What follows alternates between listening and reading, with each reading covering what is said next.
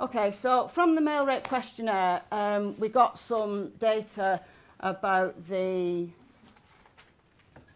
about the types of assault that had occurred, about the amount of force that had been used, and so on. The majority had been committed by one perpetrator, one male perpetrator, although the rest had been committed by multiple perpetrators, sometimes sort of a male and female together acting as co-perpetrators, sometimes two or more men. Most of the assaults had taken place indoors, although there was a whole range of circumstances that, where assaults had taken place. One, for example, took place in a health club. One took place in the street, parks, and so on. The stranger versus acquaintance ratio was about equal. Okay, so there was 19 strangers. So that was either a complete stranger that you'd never spoken to before, or a very, very brief acquaintance. So you may have had, you know, a very brief conversation with on the same day. So it was basically someone you'd known less than 24 hours, and you'd had no prior contact with that person, so you didn't know them, versus acquaintances who were known to the survivor. So friends, ex-partners, etc. I think there was a work colleague in there as well. And two were family members. Okay. One specification for taking part in the study was that they'd been raped. Okay. The letter of the law at that time was rape meant for a man anal rape rather than oral rape. The law has changed since, so oral rape is now considered rape legally. But 55% of them had been orally as well as anally raped. Only 35%, and some of these were extremely violent offences, in the guy's own words, but only 35% sought medical treatment after the assault, and 58% had sought some form of psychological treatment after. Now, if you think that we're looking at an average of 10 years since the assault took place, only 58% of them had sought any form of treatment, okay, which is quite low. And it's probably therefore not surprising that some of the guys actually offered to say that this was the first time that they'd spoken about it, and they just had never known where to turn. And some of the guys actually said at the end of the transcript that they hoped that this would help other people in the future. And they told all this to an anonymous person because they just wanted to help, and they just didn't know what to do about it. So that's kind of sad, but well, not surprising, is it? Only 5 out of the 40 had ever reported to the police. All of them reported that the experience with the police was extremely negative. They said things like the experience with the police was worse than the rape itself. One resulted in a conviction, which is one out of the 40 had got some form of justice from society. There we go. Now, these are self-reports. Now, these were a result of kind of yes or no answers. How do you feel? And then they answered yes or no. So the vast majority of them felt depressed. A great deal of them said that they'd experienced, either in the past or were still experiencing, revenge fantasies. And that came out very strongly in the transcript. The amount of anger that the guys were willing to disclose was quite high, and they expressed wanting to get their own back, or wanting to really seek some form of revenge for against the perpetrator. You'll see a lot of these are sort of over 90%. So very anxious, low self-worth, feeling extremely vulnerable, emotionally distant, angry, very self-blaming. So I think what we got was 40 guys who just needed to get their emotions out. And I think that's what the data really represents. Down to some sort of drug abuse, self-harm. 50% of them were self-harming or had self-harm since the assault. The suicide attempts is extremely telling, and we did some data analysis on the guys who'd attempted suicide. So 47.5% had actually attempted suicide. 55% had thought about it, and of that, most of them had tried. So we had almost, 50-50 guys who had tried to end their life and those that didn't. So we thought, well, we can look at that in more detail, which we did. Okay.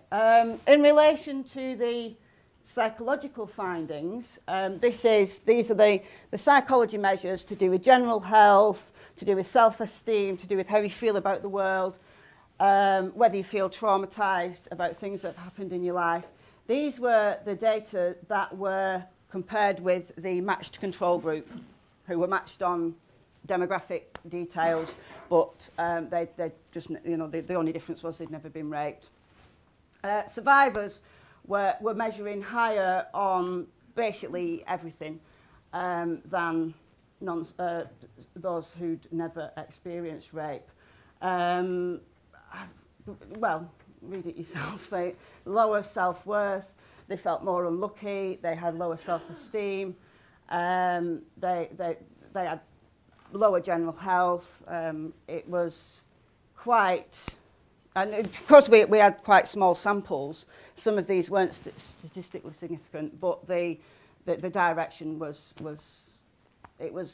completely, the data was completely compelling, even though we did have small samples. But what I found particularly interesting was the data on suicide. What we did was I don't know how many people in the room know anything about statistics, but we did something called logistic regression. And we stuck into this regression model the guys who had sought psychological help and attempted suicide versus those who hadn't had any help, hadn't attempted suicide. We stuck some other things in there as well. And what we found was that those who hadn't, let me get this right, those who had never sought any psychological help or received any psychological help were more likely to attempt suicide. Okay, so it's common sense, but given the length of time that the guys had in trying to get help, and some of them had said that they'd been to their GP, they'd been to places that they thought might be able to provide help, and they'd either sort of in what they felt had met a brick wall, or they just hadn't been able to communicate for whatever reason with that person, and then had gone away, and they seemed to be the ones who were the most negatively affected in the long term, which I use this data in my lecturing I teach on a forensic, it's an MSc forensic psychology course, and quite a lot of those people are already working in services such as to do with offenders or victims, and that finding seems to be the one that gets the most interest from students, and that's really for me that's really positive. So if we can, as me as an educator, can go away and say, look, how can we communicate to survivors of sexual abuse that there is help there, and remember this is data that was collected in the late 1990s, I would hope that that figure would be a little bit different now, and that more guys had sought the help or could seek the help, and that they, you know, there would be places for them to go, which I think nowadays they're certainly more than there were 10 years ago. A more recent thing that I kind of did, as I'm a little bit of a stats geek, was I looked at the differences between the survivors who'd been victimised by a complete stranger versus those who'd been victimised by an acquaintance.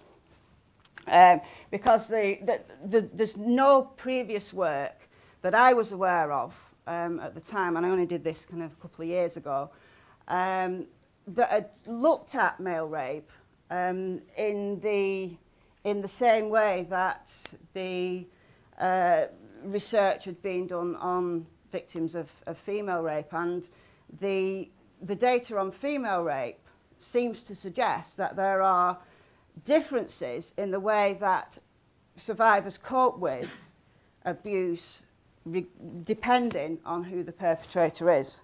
And I thought, well, I wonder whether that would be borne out with this data, because it was so rich, there was so much in there. And we've only managed to publish and write about a fraction of the information that those 40 guys gave us, you know, way back when. We've still got the transcripts, and they are so incredibly rich with information. So I did this, and I thought, right, I'm going to compare the stranger group with the acquaintance group. I took out the two that were being abused by family members, just because I thought maybe they are, maybe I can't fit them into the acquaintance group because they seem kind of different. It was just one of those spur of the moment, can't really base it on anything kind of feelings. So I had 19 men who'd been assaulted by strangers versus those who'd been assaulted by acquaintances, and there was actually very few differences. They were just generally negative on all of the psychological measures that I mentioned before. Those who'd been assaulted by strangers did have some kind of there was differences in the way they talked about the rape, and they felt kind of more unlucky, that I think I was in the wrong place at the wrong time kind of experience, whereas the